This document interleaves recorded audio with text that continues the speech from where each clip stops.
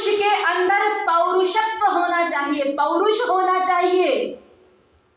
इसके लिए हम बड़े बड़े अनुष्ठान करते हैं। हम अपने बच्चों को ब्रह्मचर्य की शिक्षा देते हैं। कब तक बेटा? जब तक पढ़ाई कर रहे हो तब तक अखंड ब्रह्मचर्य में रहना है। आज शिक्षा के द्वारा, मैं वही कह रही हूँ, यहां से बड़े बड़े प्रोफेसर उठा करके ले गए, उनसे कहा शिक्षा नीति बनाओ।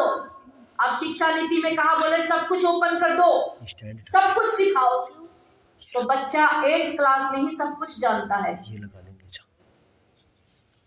तो उसको हमारे देश के जो एक ब्रह्मचर्य पालन करने की शिक्षा है वो कहां से मिलेगी? वो कौन सिखाएगा? वो विद्यालय से मिलती है, गुरुकुलों से मिलती है। लेकिन अब तो क्या हो गया?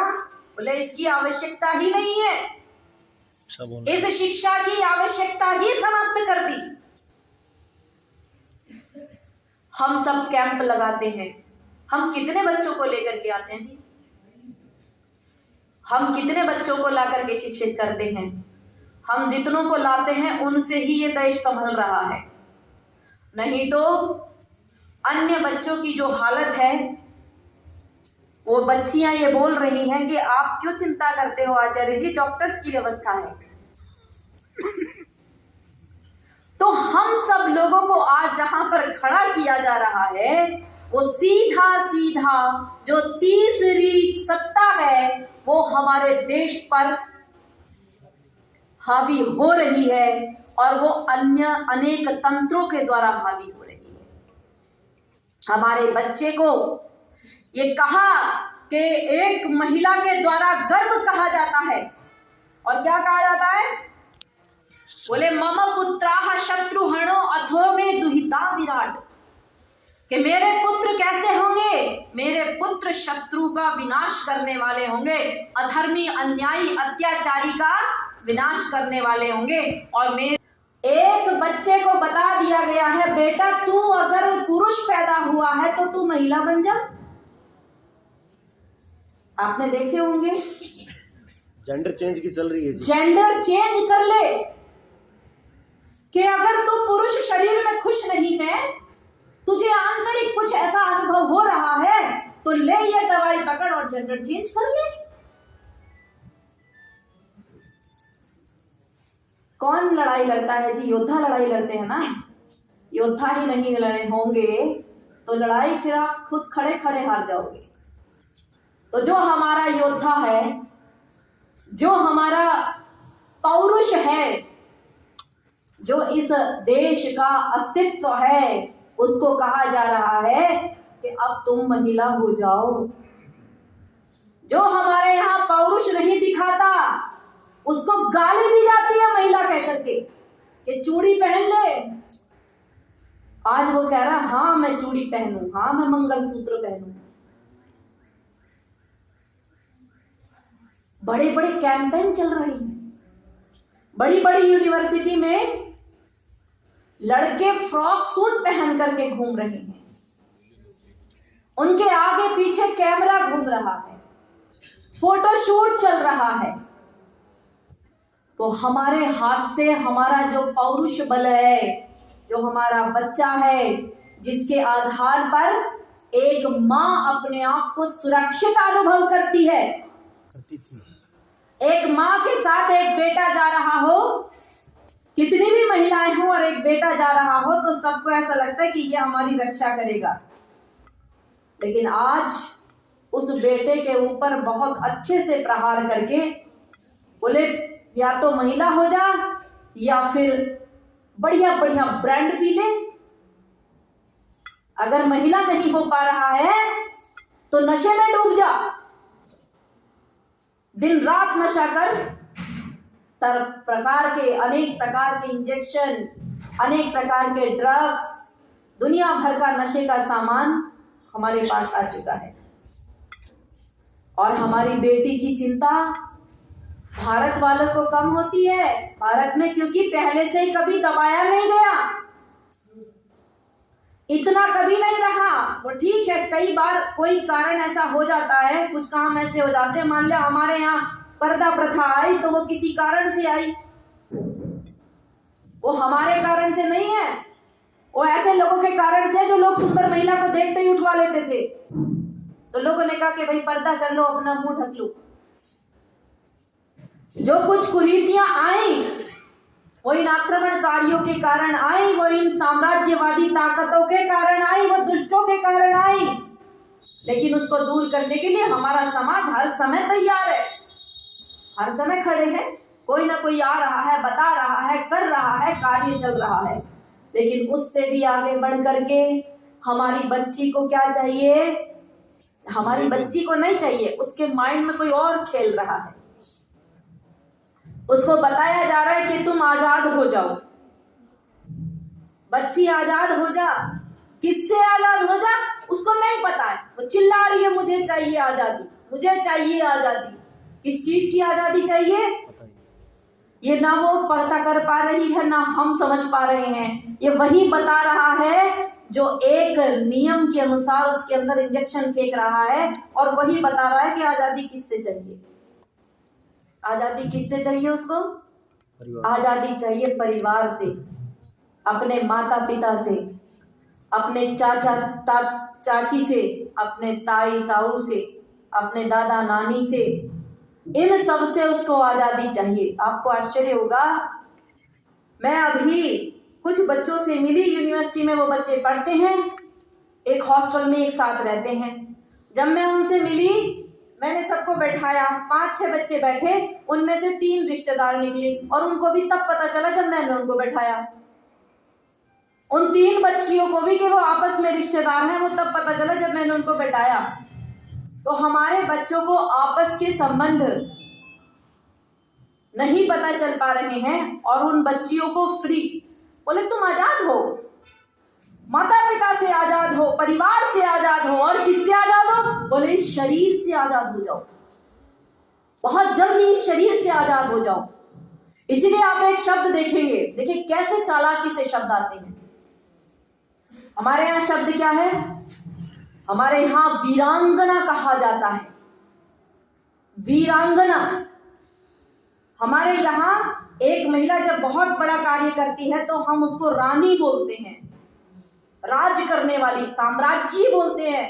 जो साम्राज्य का निर्माण करती है उसका लालन पालन करती है। लेकिन यहाँ की आजादी का देखिए, एक बच्ची बहुत ज्यादा परिश्रम करती है और 4 गुंडों से अपने आप को छुड़ा करके लाती है। हमारे समाज में माना जाता है कि ये लड़की क्या है? बोल्ड है। हम उसको क्या कहते हैं? अंग्रेजी का शब्द बोलेंगे तो क्या बोलेंगे? बोल्ड लड़की है, 4 का 10 का भी मुकाबला ले सकती है। अच्छा, अब देखो बोल्ड शब्द हमारे यहाँ इस तरह से प्रचलित हुआ। वो बोल्ड शब्द निकाल करके लाए कहाँ? आप न्यूज़पेपर में पढ़िए जरा, आज फलानी एक्ट्रेस ने दिए बोल्ड सीन। समझते हैं? मतलब ऐसा एक जो आप शब्द बनाएंगे ना, उस शब्द को वो कहीं और खींच करके ले जाएंगे कि अगर नारी को आजादी चाहिए और उसको बोल्ड बनना है तो ये रास्ता है। उसको ये नहीं है कि इसके अंदर शारीरिक ताकत आएगी, इसके अंदर मजबूती आएगी, मानसिक मजबूती नहीं। बोले अगर बोल्ड है तो ये है। अगर आप अनुकरण करेंगे बोल्डनेस में तो वहां जाइए। तो ऐसे ऐसे शब्दों का हेरफेर, ऐसे ऐसे नियमों का हेरफेर, बहुत लंबी लाइन है, बहुत लंबी लाइन है कि कैसे हमारे एक एक मन पे काम कर रहे हैं वो लोग, एक एक संगठन पर, एक एक परिवार पर वो लोग कैसे प्रहार कर रहे हैं। आवश्यकता क्या है जी? आवश्यकता केवल एक है, आप अपनी बच्ची को, अपने बच्चे को इन सारे षड्यंत्रों को समझ करके उसको तुरंत समझाइए, बेटा कहां जा रहे हो, क्या चल रहा है। आप अपनी बच्ची को समझाइए कि आपकी जो भारतीय संस्कृति है वो अनावश्यक किसी कार्य को सही नहीं मानती है। बोल रहे हैं सब कुछ हम खुले में करेंगे, अरे क्या कोई अपने मल का विसर्जन भी खुले में करता है? बोले हम आजाद हैं, हम कहीं भी कुछ भी कर कर सकते, पूरा देश हमारा है। वैलेंटाइन डे गया, समस्या उनको कहाँ है? बोले रोकिए मत, हम आजाद हैं, हम कहीं भी कुछ भी करेंगे। अच्छा, कहीं भी कुछ भी करता है क्या व्यक्ति? कुछ नियम होते हैं, समाज के कुछ नियम हैं, परिवार के कुछ नियम हैं, और हमारे निजी जीवन में भी हम, कोई हमें संचालित नहीं करता, फिर भी हम नियम में रहते हैं। कैसे रहते हैं? आपका घर है, आपने बनाया है, आपकी इच्छा है, उसमें आप कहीं पर भी कुछ भी कार्य कर सकते हैं, लेकिन आपने रसोई भी बनाई है और आपने वॉशरूम भी बनाया है। रसोई का कार्य आपकी इच्छा है, कोई आपको टोकेगा नहीं, कोई देखेगा नहीं, कोई कुछ कहेगा नहीं, लेकिन एक नियम है कि रसोई का काम रसोई में होगा, वॉशरूम का काम वॉशरूम में होगा। दोनों को मिक्स हम नहीं करते, कोई नहीं करता। ये मानव प्रकृति है। तो मानव प्रकृति से हटा करके वो आपको केवल अकेला करना चाहते हैं। कोई लिव इन में रहेगा तो कितने दिन भोग कर सकेगा? शारीरिक भोग की कोई सीमा होती है? आपको गुलाब जामुन खाना पसंद है, कितने खाओगे? एक खाओगे, दो खाओगे, 2 किलो खा लोगे, 3 किलो खा लोगे, उसके बाद एक दिन ऐसा आएगा कि उल्टी होगी, वमन करोगे। तो इन इंद्रियों के भोग की कोई सीमा है, अनंत भोग नहीं भोग सकते आप। तो वो जिस दिन आपको उल्टी होगी, तब आपका क्या होगा?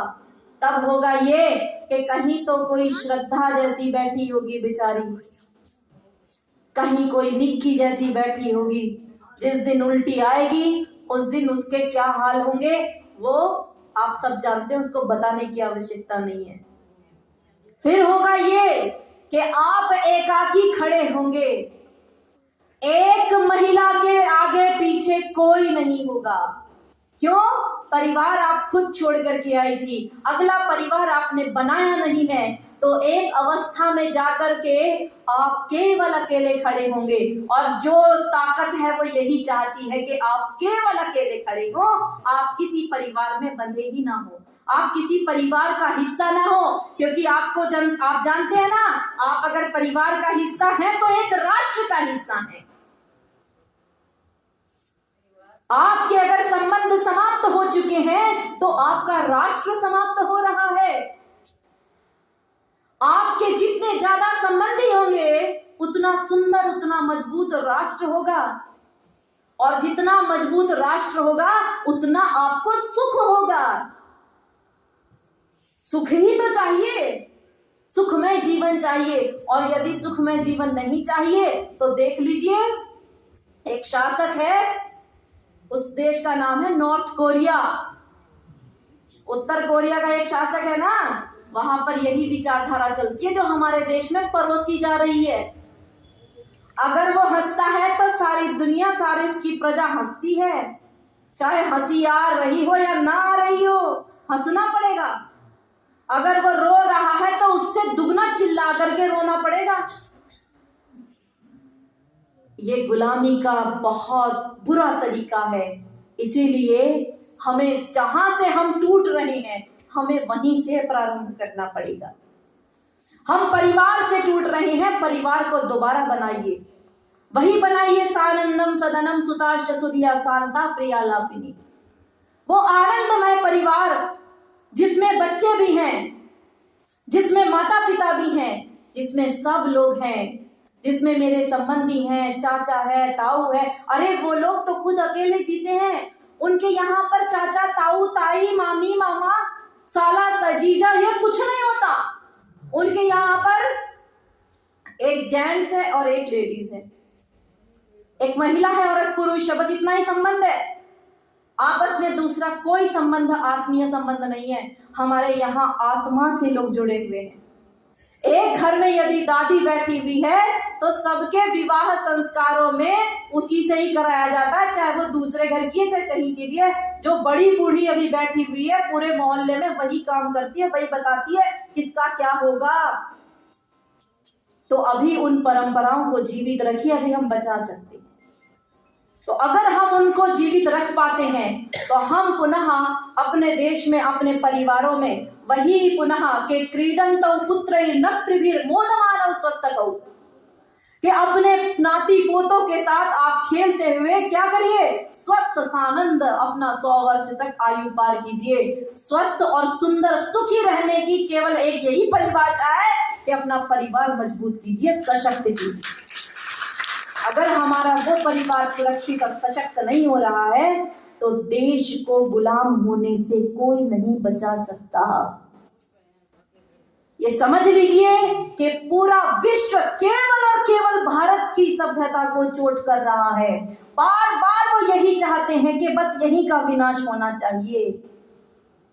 एक बेटी को मैं पूछती हूं, बेटा एक बात बताओ कि तुम जब बाहर जाती हो तो माता पिता पूछते हैं कि कहाँ गई थी, कहाँ खड़ी थी, किससे बात कर रही थी, फोन किससे चैटिंग हो रही थी। मैंने कहा अच्छा लगता है या बुरा लगता है? बोली बुरा लगता है। मैंने कहा अभी अभी धन्यवाद करो भगवान का कि बुरा लगने लायक तुम हो। जिस दिन वो होगा कि बिना विवाह के संतान उत्पत्ति हो रही होगी और उनको लोग अनाथ आश्रम में छोड़ छोड़ करके जा रहे होंगे, वहां कोई रोकने टोकने वाला नहीं होगा। कोई रोके टोकेगा क्या जी? कोई रोकेगा नहीं, कोई टोकेगा नहीं, कोई ये नहीं बताएगा कहां जाना है, कहां नहीं खाना, क्या खाना है, क्या, कोई नहीं। उन व्यवस्थाओं से बचिए, अपने बच्चों को बताइए। उन व्यवस्थाओं की जो विभीषिका है वो विभीषिका अपने परिवारों में चर्चा कीजिए उसकी। नहीं कर पा रहे हैं तो भाई हमने तो प्रोग्राम बना ही रखा है, हम तो जगह जगह जाकर के बताते हैं। आज आपको माइक से बता रही हूं, बहुत सुंदर प्रेजेंटेशन तैयार कर रखी है, हर विषय के लिए है।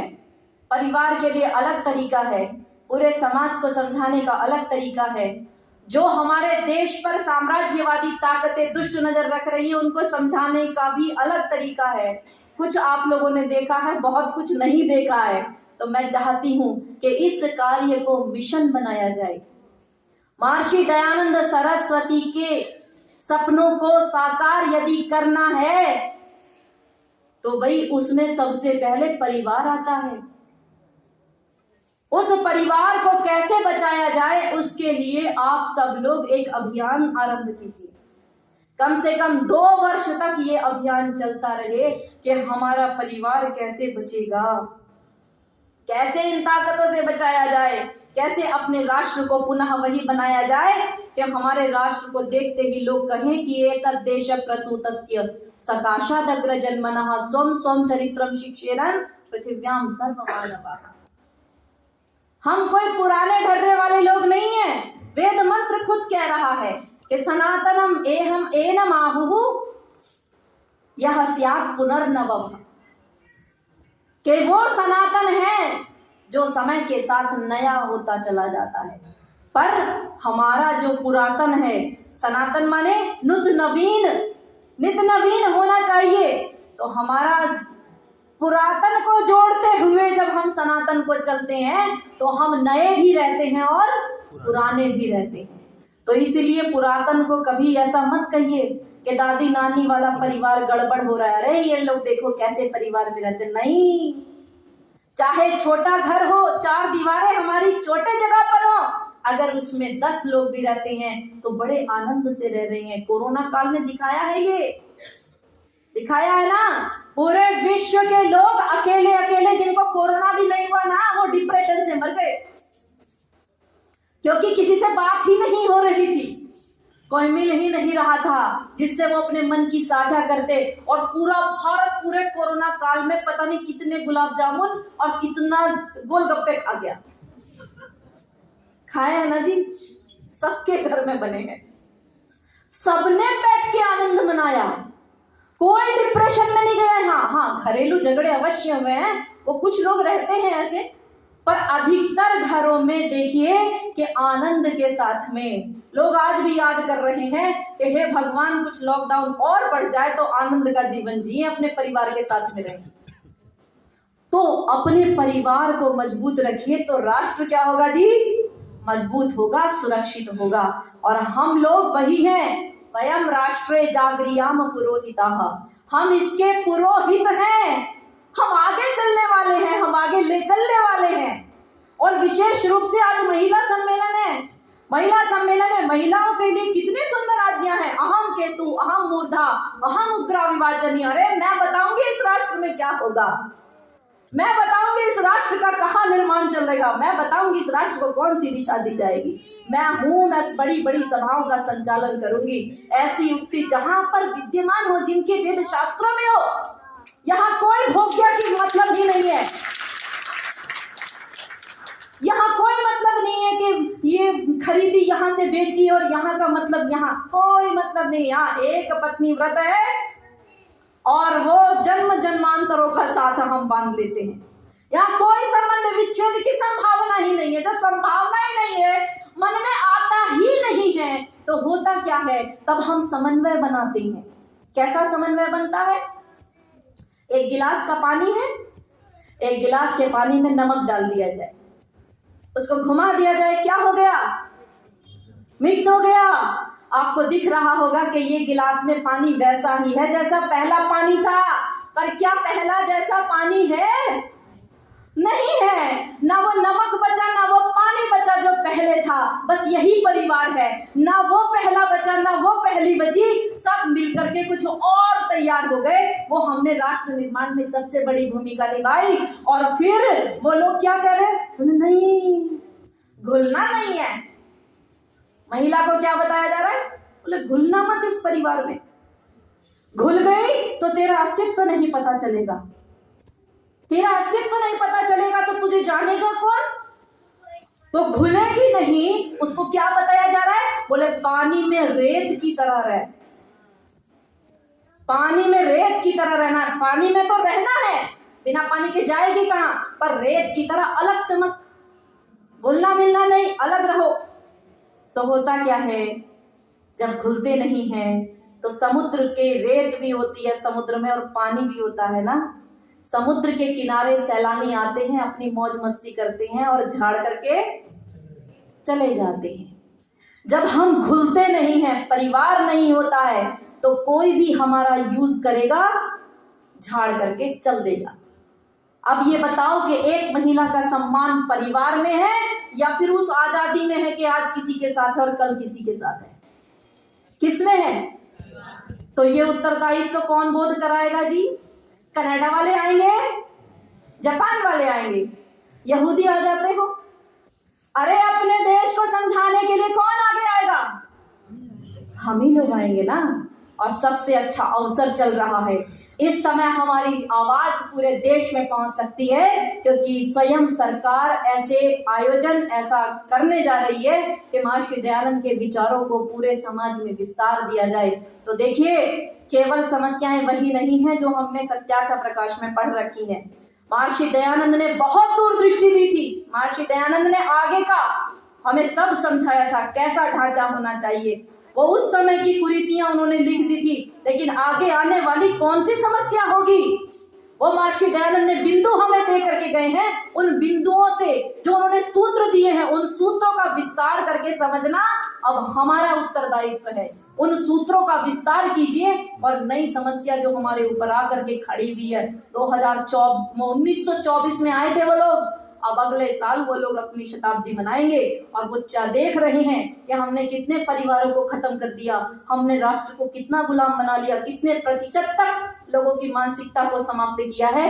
अपने बच्चों को बचाइए, लगातार हम सक्रिय हैं। जब आपको लगता हो हमारी आवश्यकता है तो आपके पास तुरंत समर्पित है। आप सब लोगों ने मुझे ये अवसर दिया, बहुत बहुत धन्यवाद। बहुत बहुत धन्यवाद कल्पना जी का, आपने बिल्कुल सही कहा।